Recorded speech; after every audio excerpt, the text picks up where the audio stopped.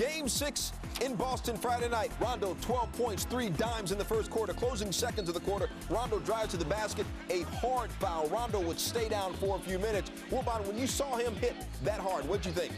I thought the Celtics were in some trouble. But this is why you fight for home court advantage.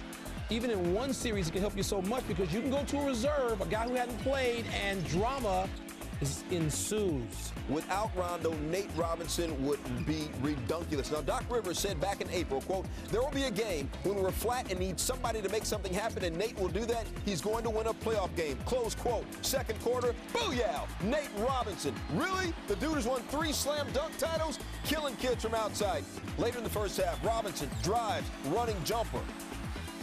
Nate Dogg, 12 points off the bench in the second quarter. Celtics lead by 13 at recess. Nate had 13 off the bench in the third quarter. Ray. Still, the prettiest day of the game. Best jump shot in the game. And just because it was so pretty and so good, Ray again. Celtics by 19. Stan Van Gundy is just literally blowing a gasket. Later in the fourth quarter, after the Magic cut the lead to 14, Paul Pierce takes Vince Carter to school. Pierce doing everything. Yeah, they're saying beat L.A. L.A. hadn't done it yet, but the Celtics do it. 96-84, the Boston Celtics close out the Eastern Conference Finals by beating last year's Eastern Conference champions. As Magic said, Paul Pierce, 31 points. He added 13 rebounds. Ray Allen, you saw him draining jumpers. He had 20. Rondo came back from his injury. He wasn't quite as quick, still effective. 14 points, 6 dimes. Big ups to the Boston Celtics.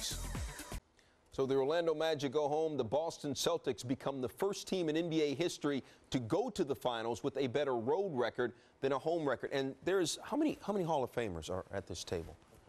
One. How many 5-time champions are at this table? One. How many guys named Nostradamus who predicted on Kia NBA shoot-around tonight what would be the key to this game? I'm looking for Nate Robinson to come in this game. He has to play. He has to, JB. He has to come in and give the Celtics some quality minutes. Okay. How'd you know, man? I mean, did Doc call you up like just before the game? No. Did Doc call you when Rajon got hurt and say, Magic, I'm about to put him in? Remember what you said pregame? You know what, Stuart? When you think about tempo, this is the type of game that Nate Robinson thrives in. If it's an up-and-down game, he can play well in those type of games. Well, Stan Van Gundy talked about winning the effort game, and the Orlando Magic just didn't do it.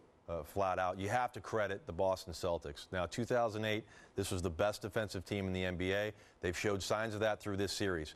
2 blips on the radar screens in Game 4 and 5, but they played terrific tonight. Orlando goes 6 of 22 from the three-point line. They ran them off that. 14 of 40. Vince Carter, Jameer Nelson, and Rashard Lewis go 14 of 40. 14 assists. We talk about the lack of the playmaker that they didn't have. Jameer Nelson just 4. He played tremendous in the other 2 games that they won. He had big assist numbers. He only had 4 tonight. They only had 14 as a team as opposed to 12 assists. Can't do that against a great defensive team like the Celtics. Hats off to them because if they didn't get that done tonight, Boston was going to lose that Game 7. Too much momentum for Orlando.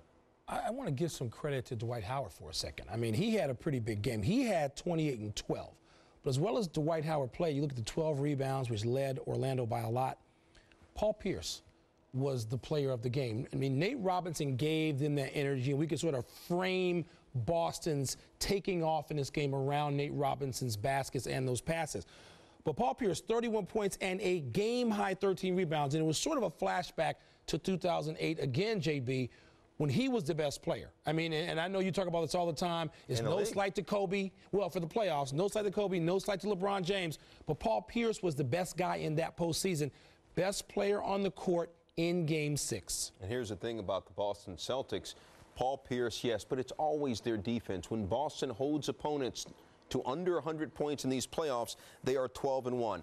As for Paul Pierce, this really isn't out of the ordinary for him. It's his 4th career playoff game where he's had at least 30 points, 10 rebounds, and 5 assists.